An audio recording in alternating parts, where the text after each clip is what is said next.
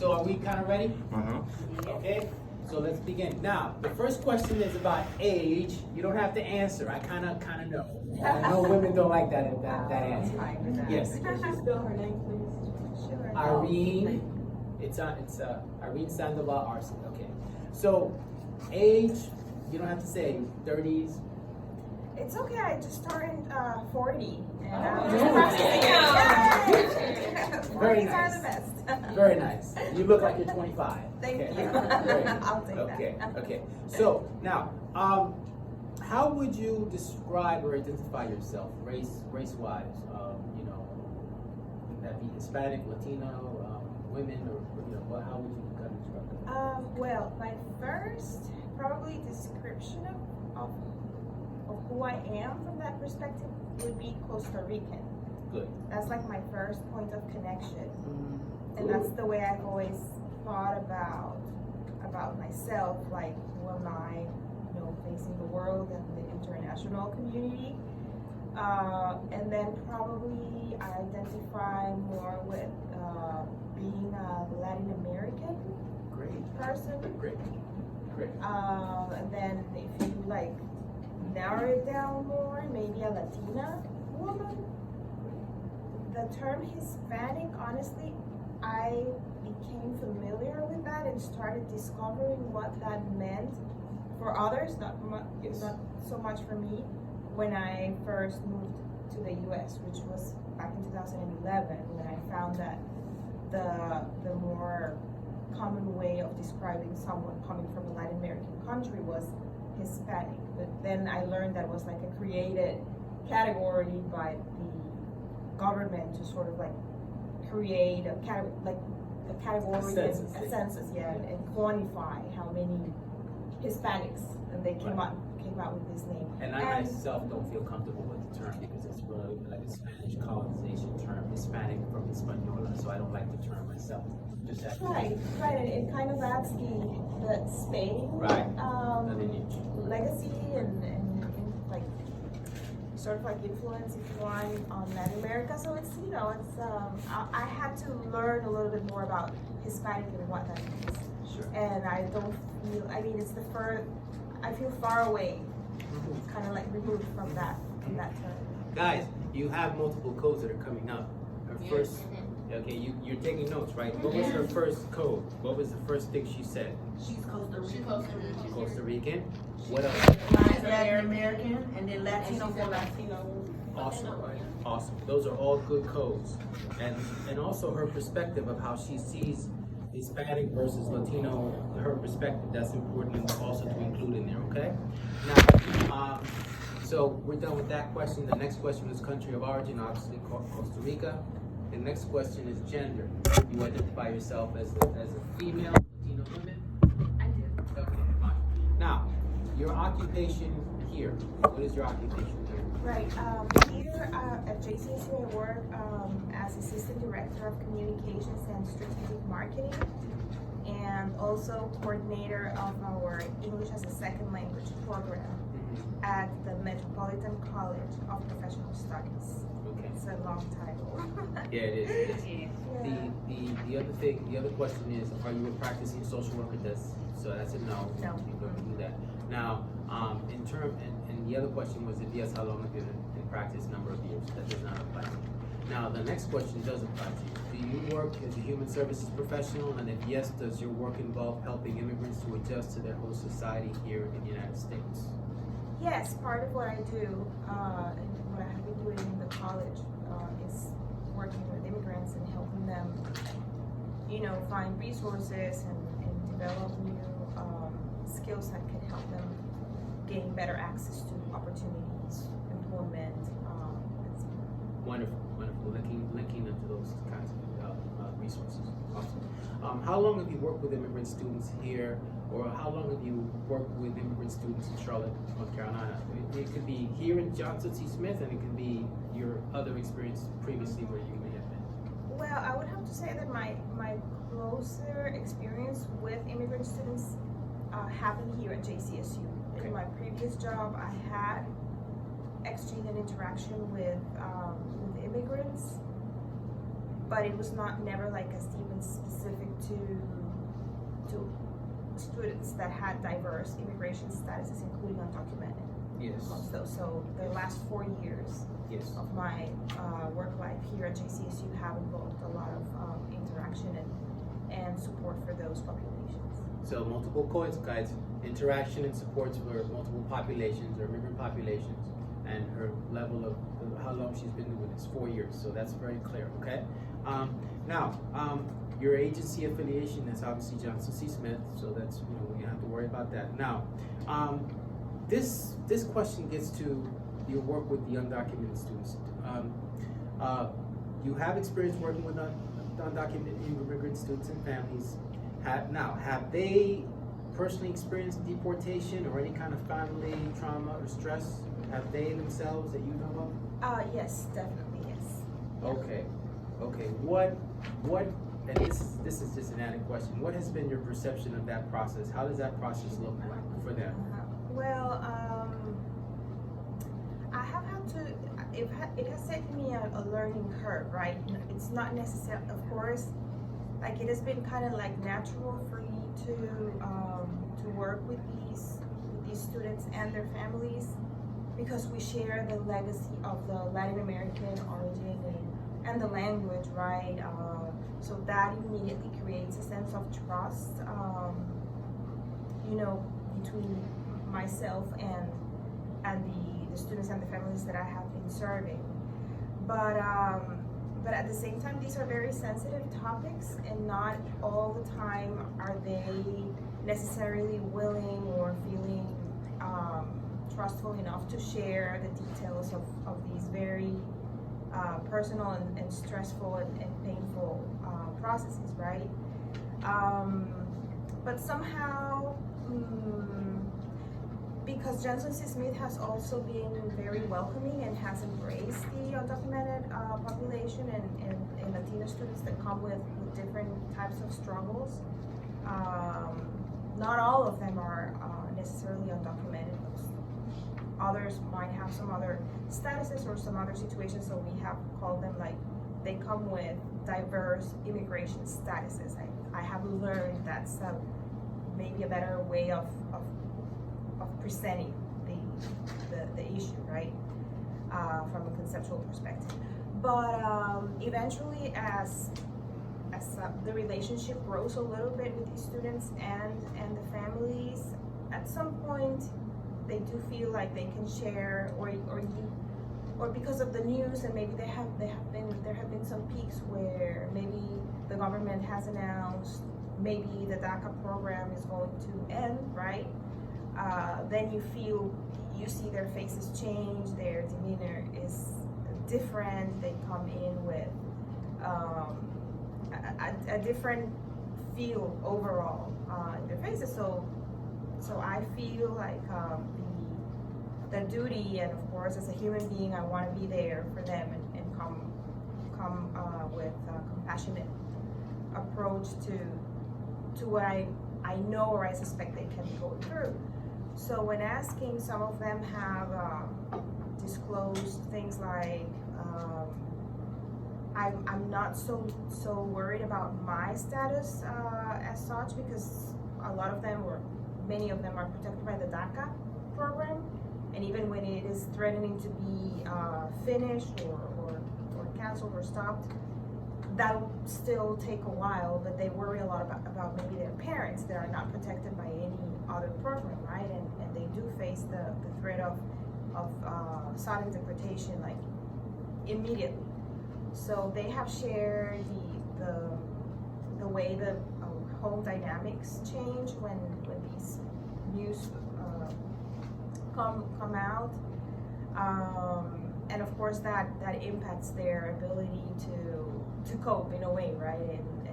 And I do look up to these students, because even though they are going through these adversities, they continue thriving in school. They continue, becoming the valedictorian and the salutatorian. Maybe some of you have seen them, and they have also been very brave as to put a human face to the news and say, well, this is happening to me and this is happening to my family. And some of our students have faced the deportation of their moms or brothers, and that disintegrates the family group.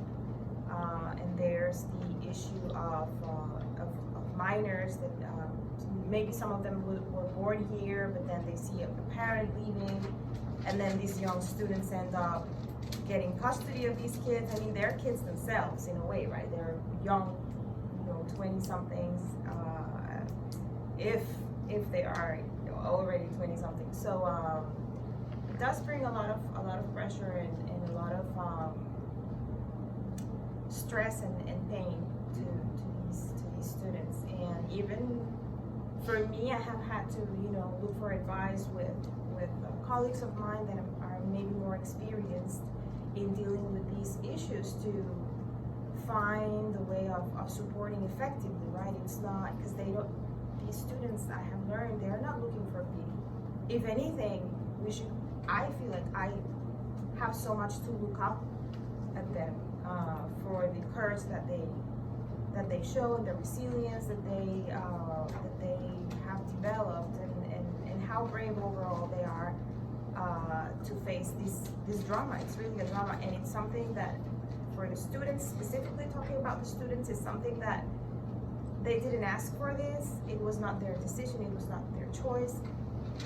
It just came with the territory of the history of their family and the choices of their parents. And I have also learned to empathize with the parents and try to go there and try to see what was happening to those families and to those parents a few years ago when they took the hard and tough decision of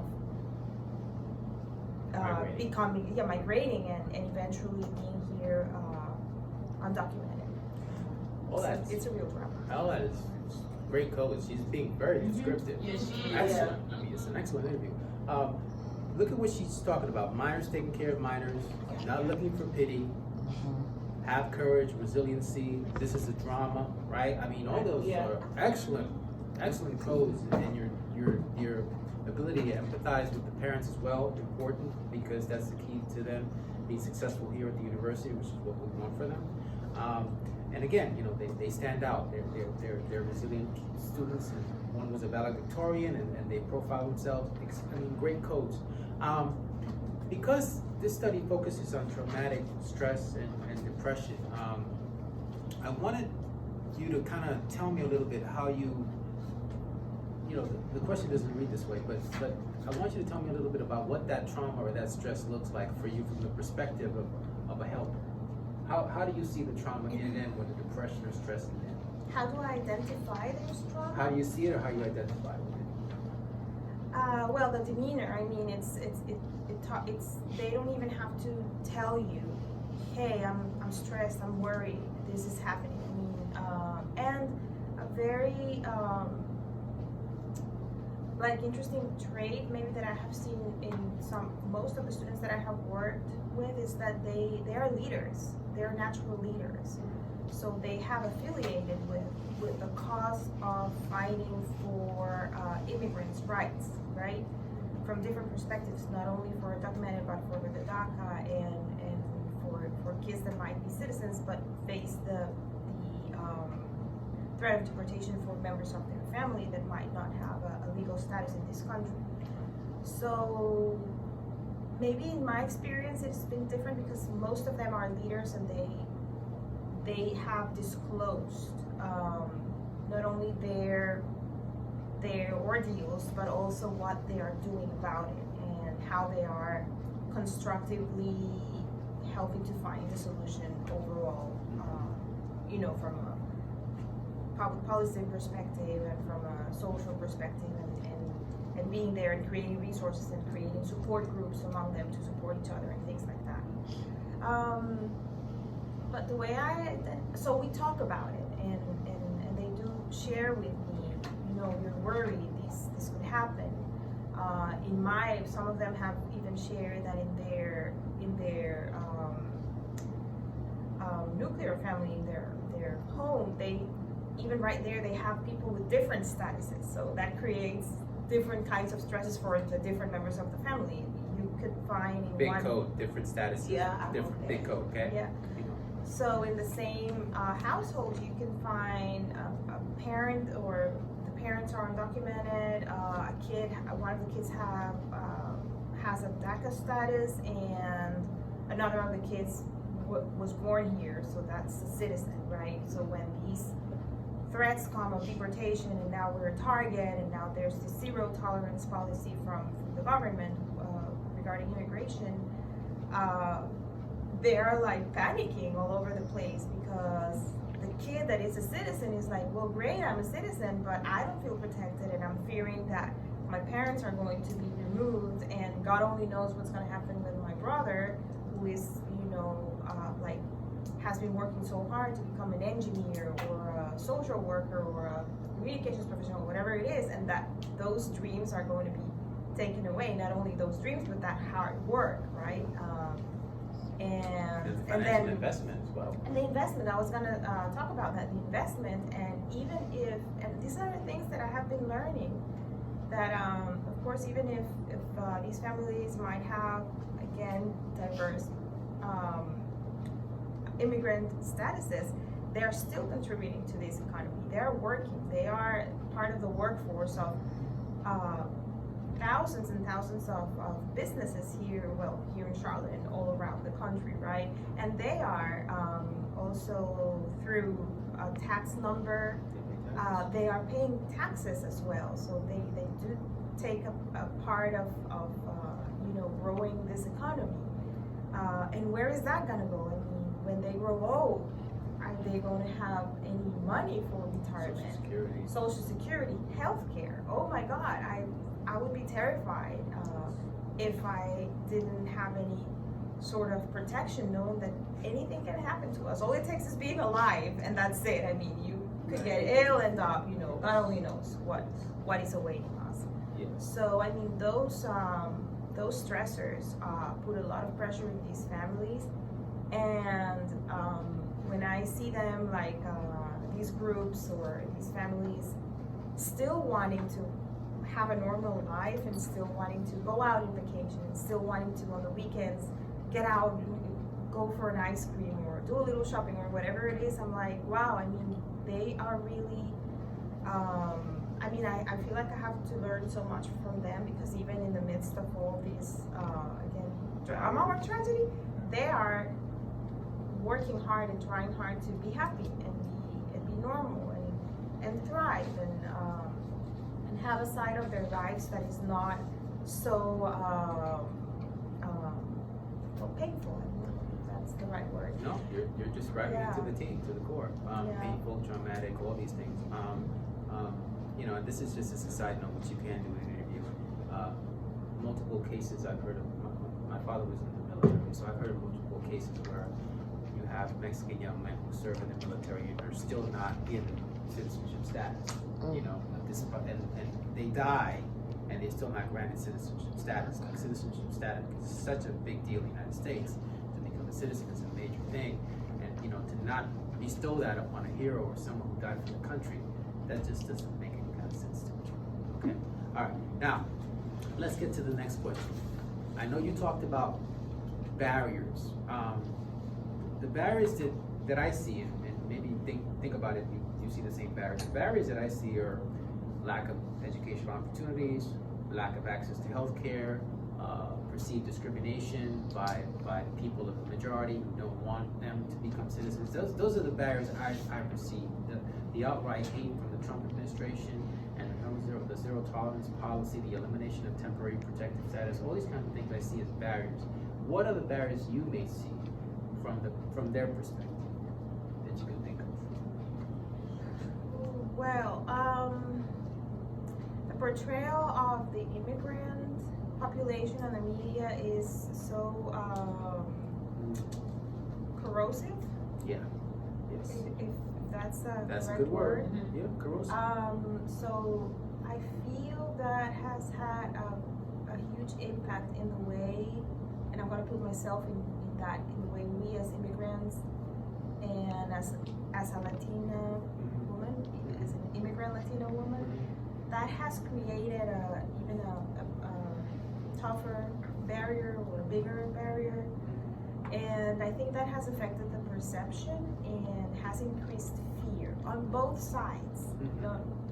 Not only the audience receiving these news and these portrayals, and when I talk the media, it's everything, right? Television, social media, everything, digital, everything, right? But also from us as immigrants and the way we feel we are being perceived these days. It has changed, and it has increased the gap in trust and in being willing at least to be curious about who people really are and what they have to contribute to society. So that's a big the lack of trust, maybe the lack of faith in your own government, right? The lack of trust, the lack of faith in a system that is And fear, because too. you don't know, like these days, you don't know if your neighbor is thinking, oh, that is a Latina woman. Who knows? Maybe she's here, taking what's ours and taking away like our jobs, So, and now me personally, I'm very cognizant of the fact that maybe those thoughts are crossing the minds of the people who might not be very supportive or very friendly towards the immigration and the immigrant population. So it creates like an extra, layer, exactly, an extra layer of distance between different groups, different populations. Whereas in the past, I used to think of diversity. It's not that I don't think of diversity as something rich these days and something that, I still feel is a source of profound power and opportunity to learn and to create and to bring in different perspectives. That was the way I always thought of diversity, from a very positive perspective. But with everything that has been happening within the last few years, not only in the US, but really worldwide, but of course here with a lot of intensity, then diversity has become a source of tension and a source of distrust among groups. And that makes me sad, because it could be a source of power and a source of putting everyone's creativity and experiences together to create something great for everyone. It could be an asset, an opportunity for the immigrants, because immigrants do contribute a lot of this country. That's the perspective I'm seeing it from what you're saying to me. But they don't see it that way. They see it always in a negative light, maybe because of fear of competition, taking away people's jobs. All these fallacies and things that have nothing to do with true immigration experience. But you're giving me great answers, really, really good answers. The other thing is, now you haven't worked with immigrant children, have you? No. Okay. No. Okay. So that question does not apply to you. Okay. So we forget about questions 14 and 15 and go on to questions 16. Again, Trump's policies have negatively affected immigrants. Can you tell me a little bit about how those policies specifically, as you see them from, say, the student's perspective and your perspective, how has his policies been so oppressive from the student's point of view, or from the family's point of view, or what you talked about the media, what you perceive in the media? How have those policies been so devastating? Well, the fear factor is one, right? Okay. And the fact that, for example, I mean, one very clear example that probably all of us are seeing in the news every single day is the detention of kids and the separation of families. Excellent. That is something that hadn't been seen before. And it is heartbreaking, and it is cruel, and it shouldn't be happening, right? And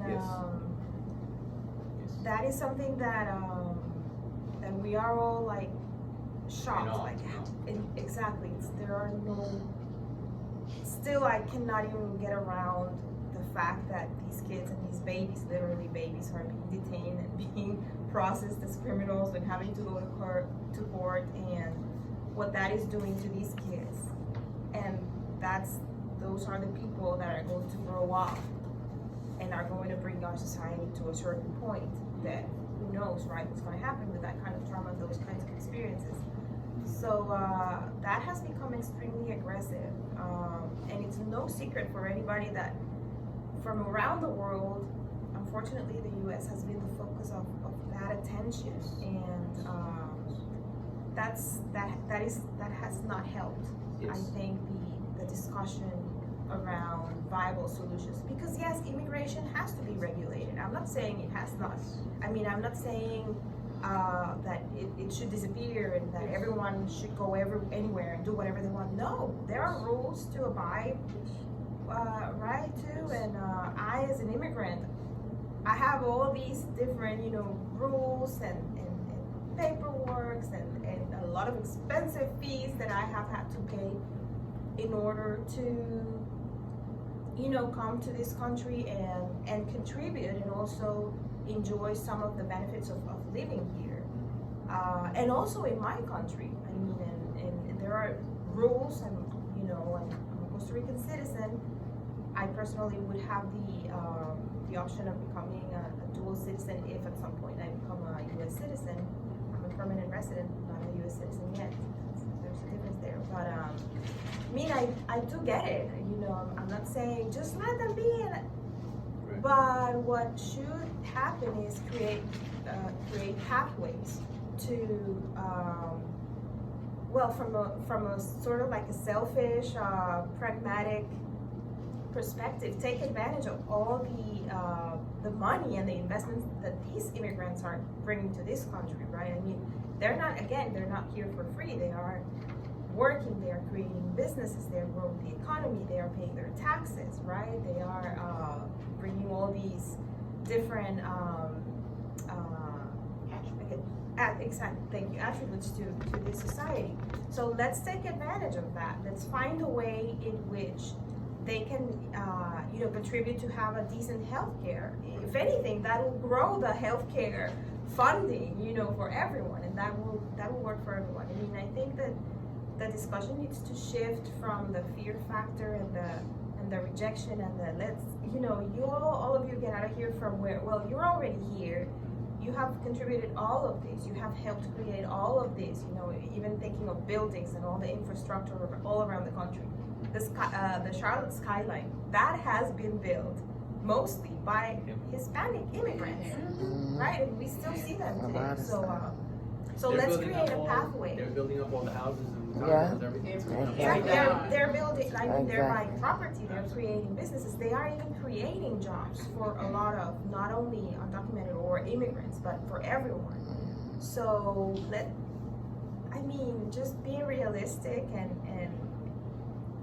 looking at ways of continuing to build this country and the countries all around the world that are receiving, big numbers of immigrants. Let's create pathways, and everyone can, everyone can benefit from something that is inevitable anyway. I mean, immigration will continue happening. That's, just fact of life. So how do we make it work for our economies and our countries? That's, I haven't seen that happening yet, and instead, there are these, going back to my first point, cruel practices that don't make any sense, that create more even financial pressure and social pressure as detaining little kids and separating families. The equity, the lack of resources, and for them equity, that there's a lack of equity. Mm-hmm. No, yeah. Distribution of resources for Absolutely. everyone. Absolutely. And yes. that's an implied code, by the way, here in this discussion. Yeah. Could you elaborate more on the Bible solution you said? A viable solution. Oh, you said viable. Viable. Okay, yeah. okay. Viable solution. Talking about for instance, and I mentioned to Dr. Luciana the Netflix documentary Living series, Living Undocumented. Undocumented, highly recommended. I Wow. watched that. Yeah. It was good. It was really good and very enlightening and heartbreaking, right? I mean, Yeah. at the same time. But like one family, I remember one case talking about viable pathways. That maybe you remember back in the 80s and the 90s, especially in the 90s, Colombia was a country that was extremely affected by the drug trafficking and Yes. the cartels, and there was a lot of violence and all sorts of crazy things. So a lot of those Colombian citizens came to the U.S. looking for asylum, right? And in the beginning, it was granted. But at some point, the policies became a little bit tougher and more restrictive, so they stopped granting that asylum. So there was this example of a family that back in the 90s migrated here. They already had, I believe, 2 young kids, but their request for asylum has never been approved. But the thing is that if they come to the country and they make their asylum request, they're not necessarily going to give them a response right away, but they are allowed to stay while their request is being assessed, right? So that's how a lot of these families end up here in a limbo, not knowing, it's not like they intentionally said, we're gonna cross the border and we're gonna stay there. We're requesting the asylum, right? But And anyway, that kind of falls under the temporary protective status, well, maybe yes. I don't want to get into very Amnesty. detail. Yeah, amnesty. But still, Yeah. it hasn't been approved. Like they're still on a limbo. Yeah. Who knows? 10 Like, years?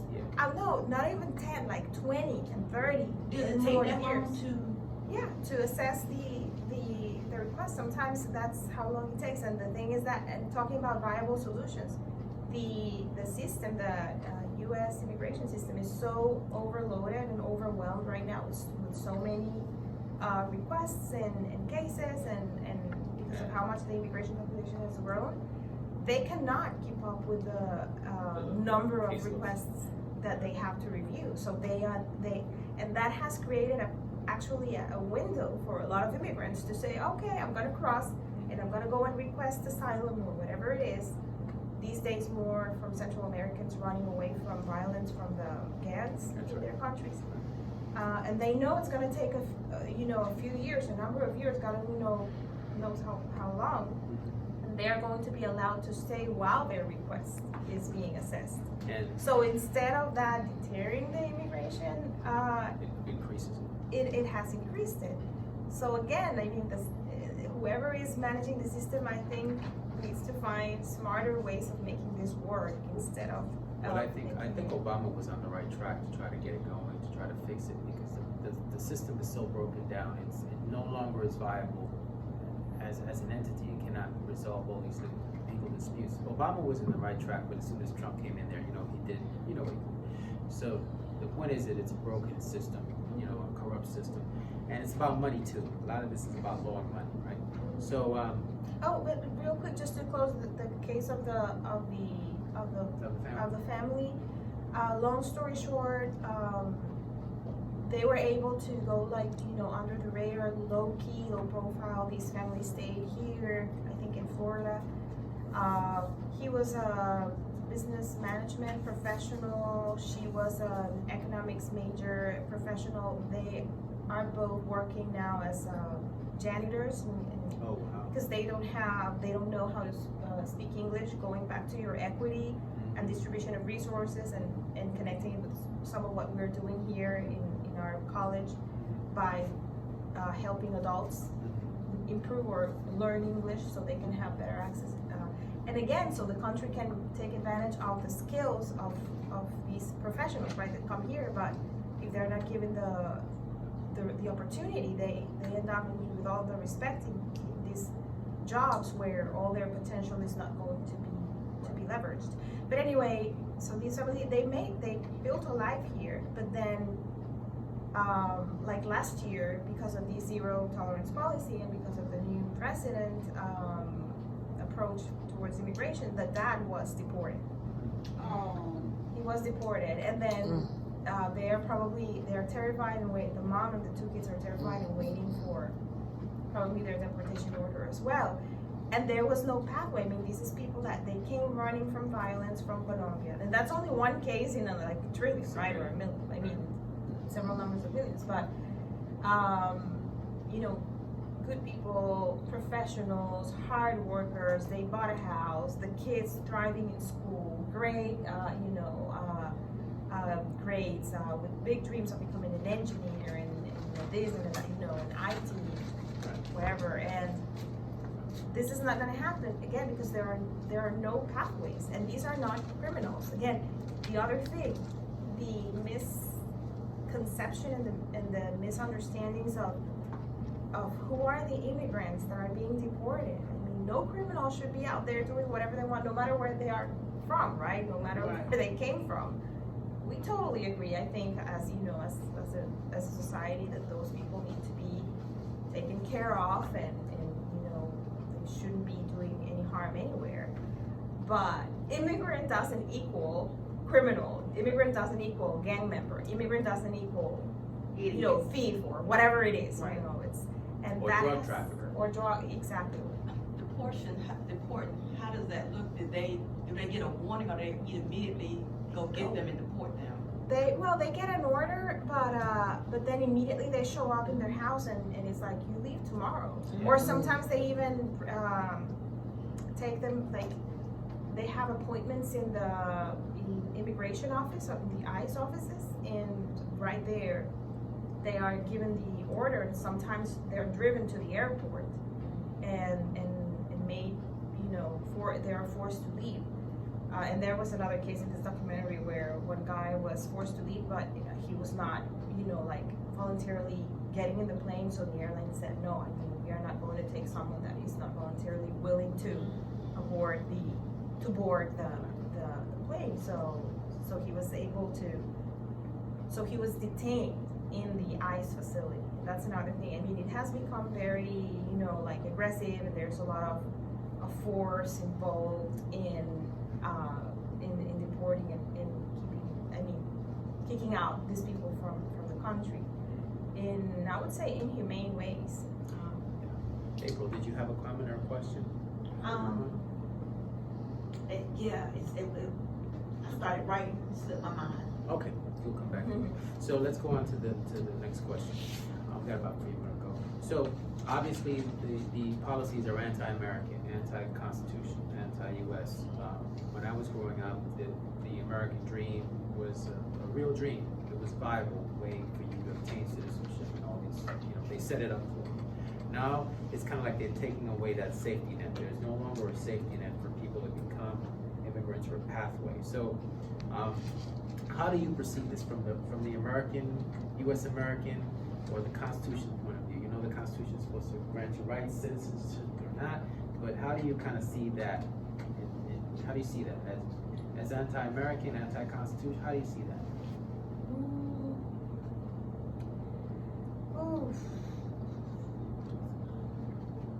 I mean, maybe I can elaborate around that question from my Costa Rican experience in a way, because you know, Costa Rica is in Central America. It's like in the heart of Central America, and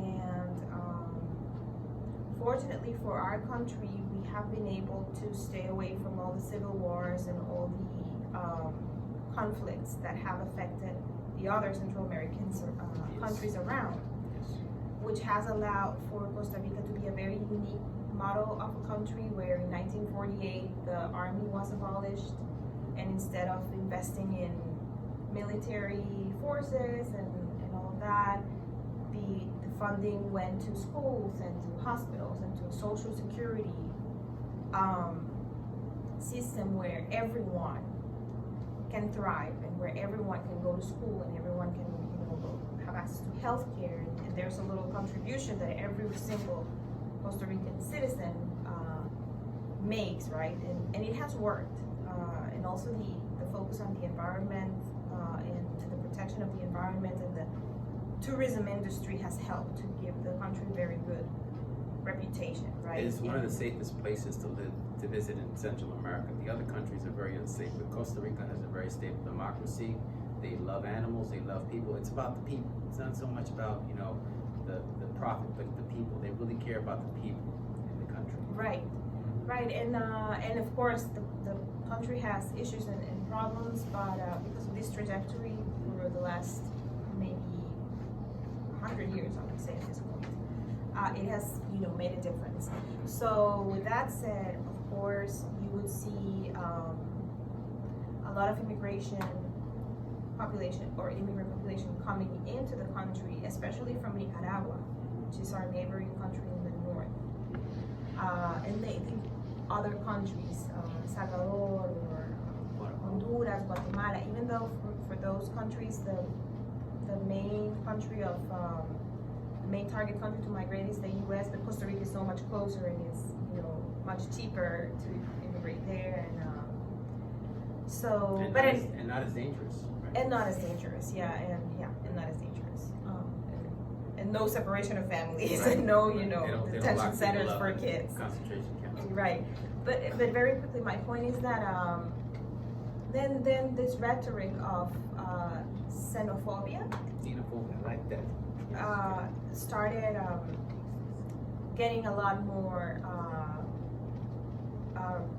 permanent in the media, right? And I remember me as a kid hearing that, okay, our public hospitals are collapsed and the Social Security is not going to be enough because these immigrants that are not paying anything are just coming and taking over, and the schools, and there's not going to be more space for Costa Rican kids because they're being taken away by the Nicaraguans, and they're evil and they shouldn't be here. And then they started like these neighborhoods of mostly Nicaraguan immigrants started growing, and there was a lot of poverty and insecurity, and I was so fearful, and I was being told by the media, like, it's these evil Nicaraguans that are taking everything away. So I remember myself saying, that cannot be, you know, like, where's the police, like, where's the government? They need to mark the border, and nobody needs to cross it. That was kind of like where I was, how I was processing all these, And that was right? based on fear, right? Based on fear, exactly. I mean, it's natural. I mean, you don't want to be taken away from what you believe is yours, and from what, you know, you're contributing and you're paying and working hard to have access to, right? But anyway, during my college years, in one of my courses, one of my projects was to work with the immigrant Nicaraguan cleaning ladies. That became like a niche for these ladies, and they became, you know, started helping Costa Rican families clean their homes and other businesses and all of that.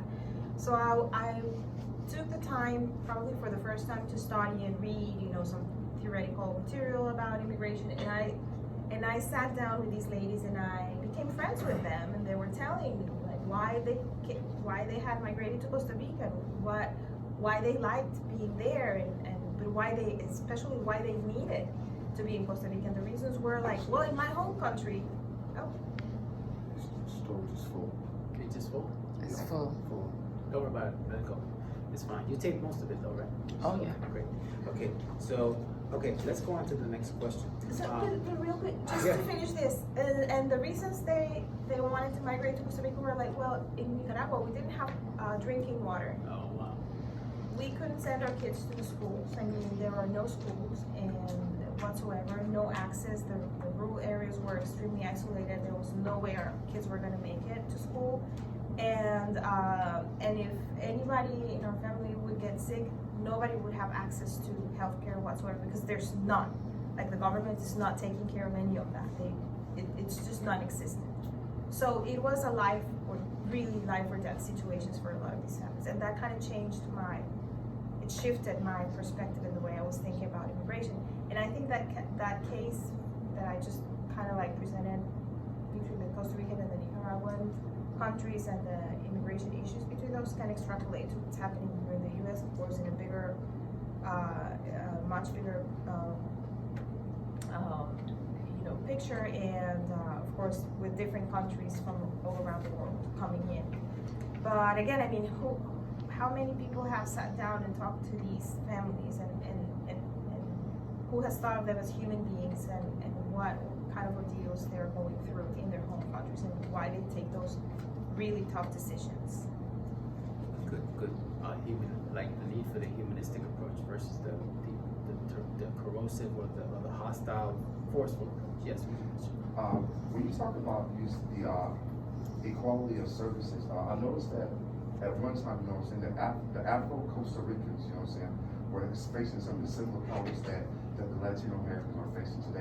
They weren't given citizenship. They weren't allowed access to resources. They wasn't granted these same privileges. So when you talk about Costa Rica being equitable and everybody has this opportunity, how does that also fit in for the Afro-Costa Ricans for so long who were being discriminated, who were treated the same way that the Latinos and Hispanics that are coming to America are currently being treated?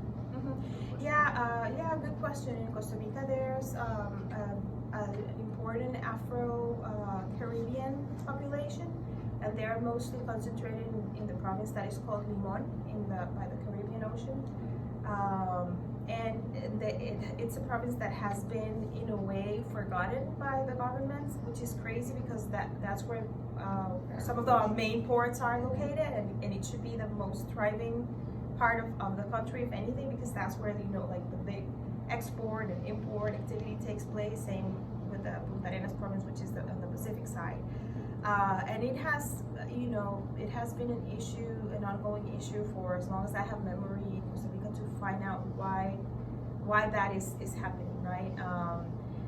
As far as the granting them citizenship and you know, and them having, you know, access and the ability to vote and all of that, they have had it.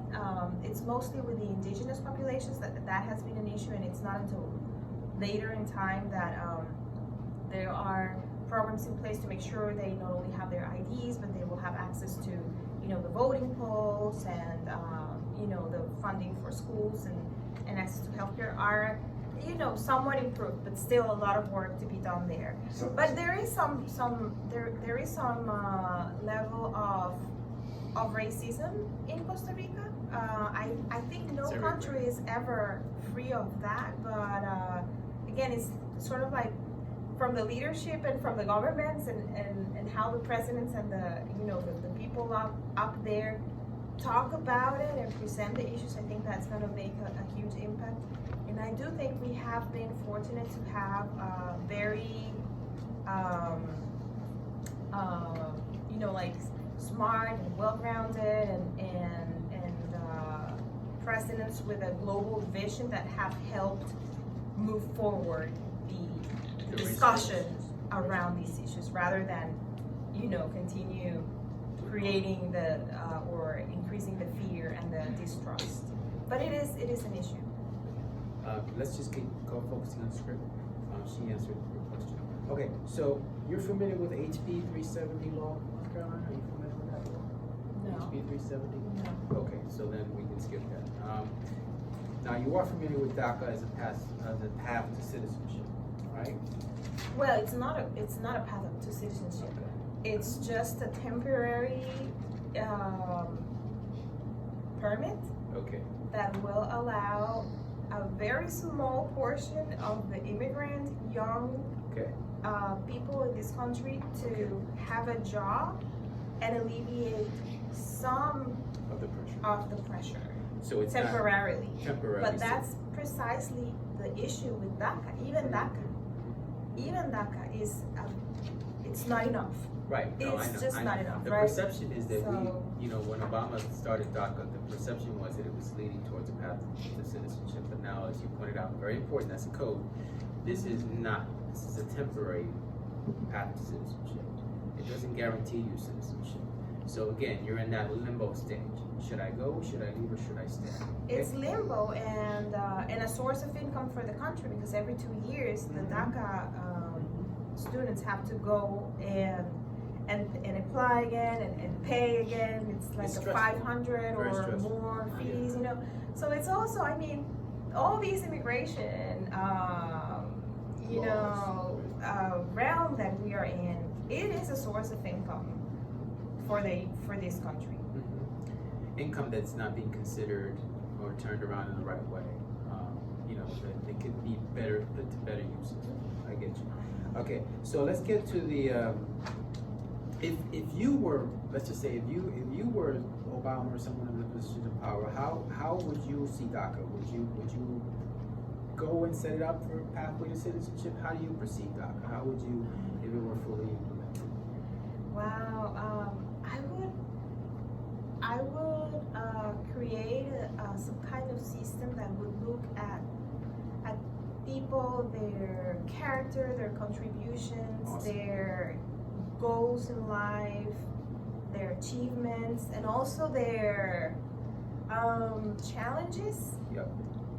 And sort of like create this criteria where if someone can prove they are of good faith, they're in this country to, you know, be good and to work and to succeed and to grow and thrive, then after, you know, a few instances where they can demonstrate evidence-based Good.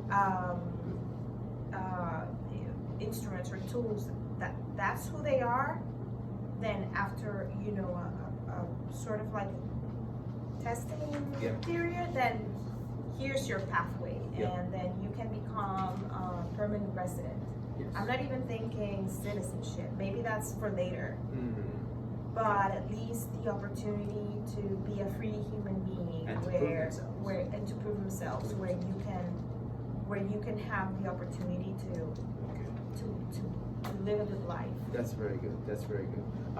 Now, what do you see as some of the possible solutions to these oppressive policies? What are some of the solutions? And I'll give you an example of some psychoeducational conferences, social and college town meetings. We've had some here at Johnson C. Smith to raise awareness, community grassroots lobbying that would help these immigrants and families to achieve a path towards a better life.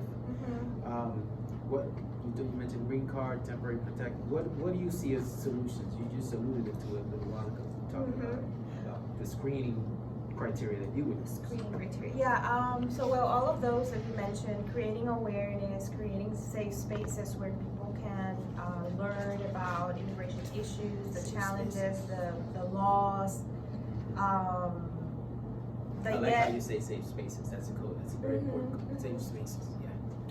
So all of those are valid, and I think would help again move forward the discussion and create a more positive outlook towards the immigration issues.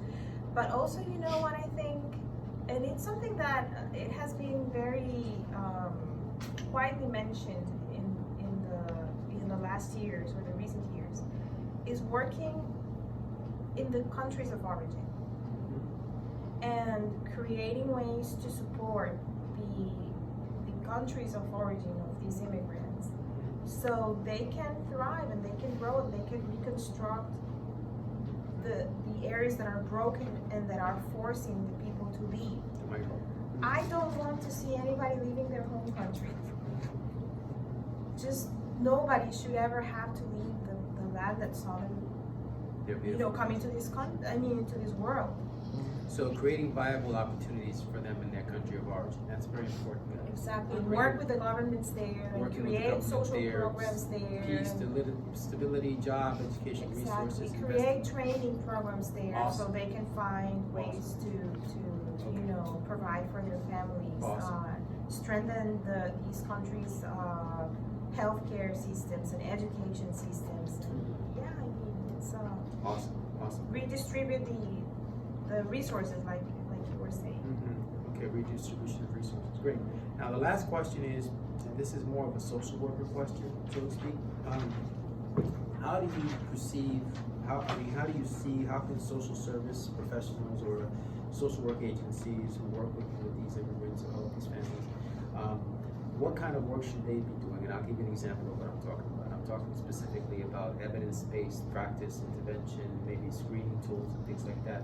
But I'm also talking about trauma work, cognitive behavioral counseling, psychoeducational counseling. What do you believe, or from your experience, what would be those solutions? You talked about the redistribution resources in the native countries, but what about from treating that immigrant or his family? What would Right. you see as viable solutions from Wow. a treatment Mhm. perspective?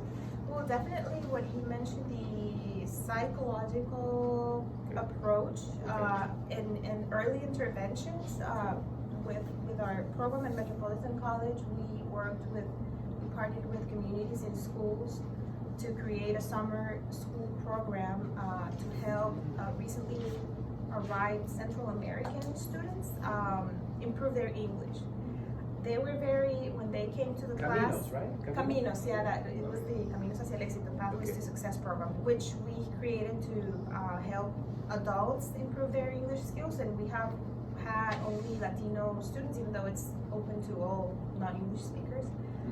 But it has been mostly or uniquely Latinos for adults. But this specific program, we created it we customized it for teenagers. They were between 14 and 16 years old, and they had just recently arrived from different countries in Central America. Honduras, Salvador, and Guatemala, I think, were the three countries that were represented. And they came to the classroom very shy, fearful. They were saying, some of them I remember, one said, I want to be a lawyer, and the other one said, I want to be an architect. But then they were saying, like, but there's no way I'm going to be able to do this. I mean, I'm working in the kitchen during the night.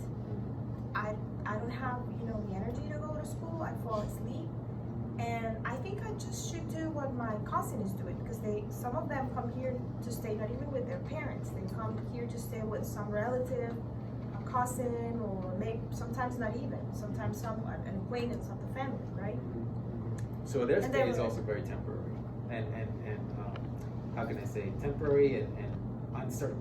Uncertain and extremely unstable for these Okay. young kids, and the role modeling. And so these kids were like, but yeah, I mean, I will never be an architect. I will probably just be like my cousin. He's building, houses, which again is very respectful, and it's and thank God for these workers, right, that do these jobs that we all need.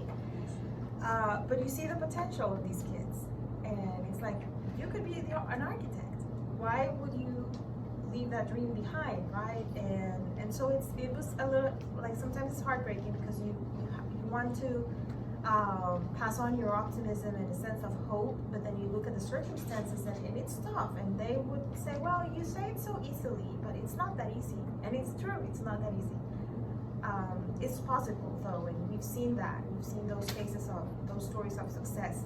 And real quickly, like recently, in 2016, one of our JCSU graduates, an undocumented kid, said he wanted to go for graduate school, but he was, looking at a lot of obstacles because he had to pay out of state, like thousands of money. Very, very smart and super driven young kid, and he was telling me, and he was dreaming big. He was like, I'm applying to Princeton and Yale and Harvard and all these like Ivy Leagues, and I was like, that is so cool and so brave of you, and I'm crossing fingers it will work for you. But deep inside, I never said it, but deep inside I was like, is this gonna work? Well, long story short, he was admitted by Yale University. He And was. he's not only for his master's, but for his PhD. I know exactly what you're talking about. From Okay. I know exactly. So, and the kind of like his story was like, he never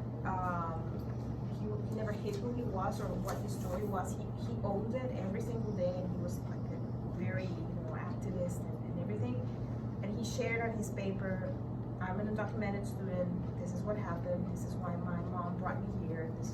Actually, his mom also took our English as a second language program. She graduated from it, did great in the end. She was speaking English like better than me. And so he shared his story, and this one professor took him over and said, you know what, we're gonna fund you, and we're going to not only give you access to your PhD, but we're gonna work on the housing and everything you will need. Dr. Williams, right? Is it Dr. Williams? Well, yeah, she was one of his mentors, but I'm talking about the professor in Yale Oh, that okay. helped him find funding opportunities. Got it. So I mean, it can happen. It can happen, and maybe if it wasn't for this case that I'm talking about for Ramon, I would still be a little bit skeptical about what the future for these kids could be.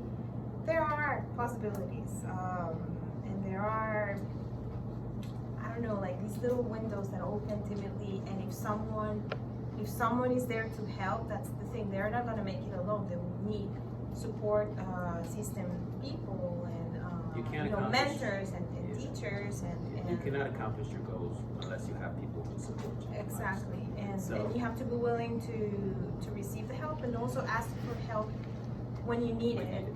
to the right people, right? Because that's the other thing, you cannot trust just anyone with your stories. Good, good. This has been Right. great. Excellent interview. I know you guys have class. Let's give her a real good hand. Thank you so much. A lot of good descriptive information. We'll talk about that when we come back. Start thinking about the themes and the codes that came out here, okay?